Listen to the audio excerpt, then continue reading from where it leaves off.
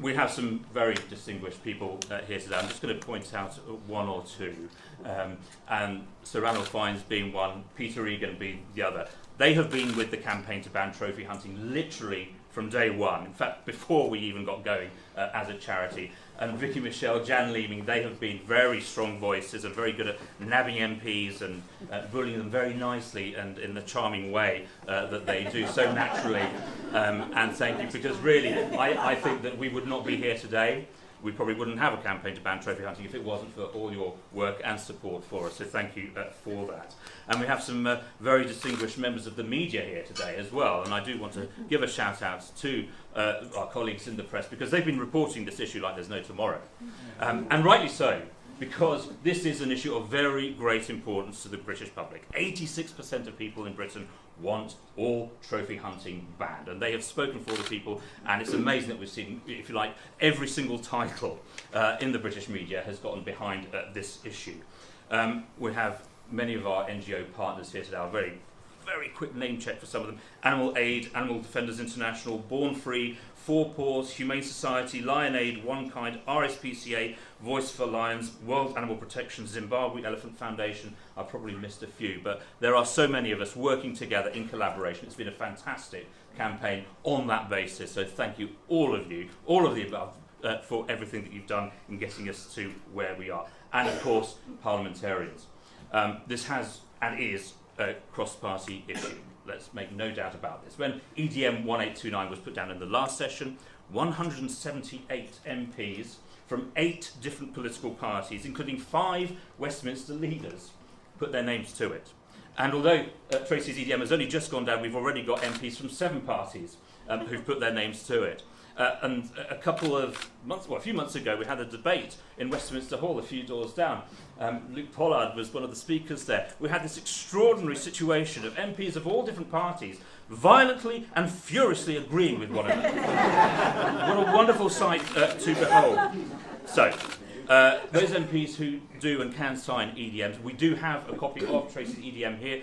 You can sign it and we can arrange for it to be tabled, or you can take it yourself, but please do sign it. We want to send a really loud message. This is something that the whole of Parliament, MPs of all stripes and colours, are firmly behind, because essentially this is what the public in Britain want today.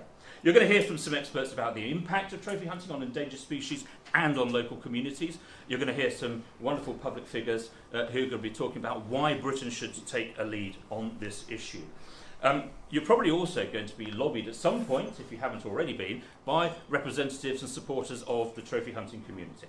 And they're going to tell you things like, oh, it's well managed, it's sustainable, it provides lots of jobs for people, it is something that isn't that great a threat to species, and in fact it could even support conservation, and so on and so forth. Well, we've just handed in a 200-page dossier of evidence to DEFRA as part of the consultation, in which I think it's fair to say we respectfully beg to differ.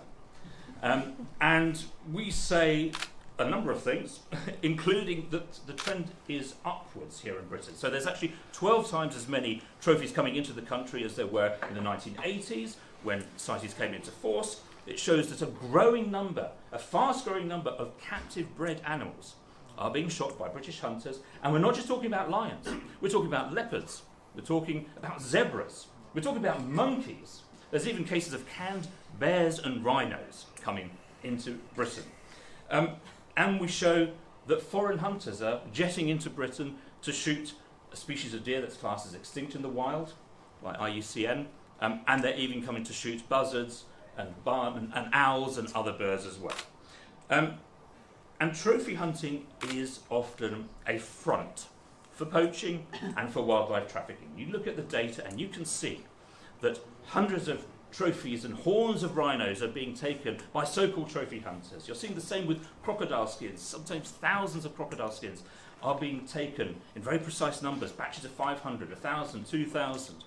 You're seeing the same with bears as well, and where bears are being shot by Chinese hunters for their gallbladders and then going into the Asian market. And this is happening because the law as it stands today allows trophy hunters to get away with it. They are posed as trophy hunters, exploiting a law in CITES which lets trophy hunters shoot the most endangered species on the planet in some cases. And we also show that hunting trophies are being traded animals you would not expect, including whales, dolphins, chimpanzees, and even endangered parrots.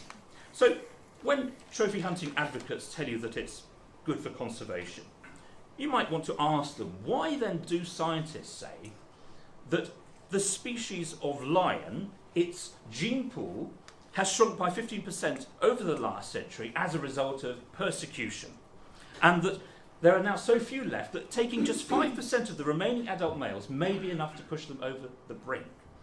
You might want to ask them, why is it that scientists say that elephant tusks are shrinking? They're now about a third shorter than they were a generation ago. You've got many more tuskless elephants that are being born now.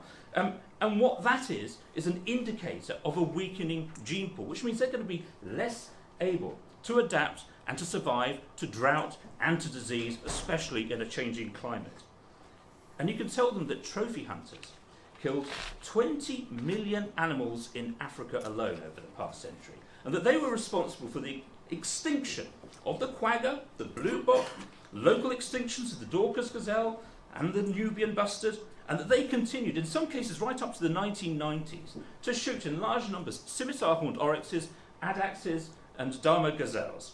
Now, the scimitar-horned oryx is today extinct in the wild.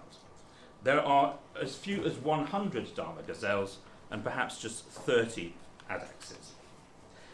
And when trophy hunters tell you that it's sustainable, and they say, well, shooting 100 cheetahs a year, that's not very much, is it?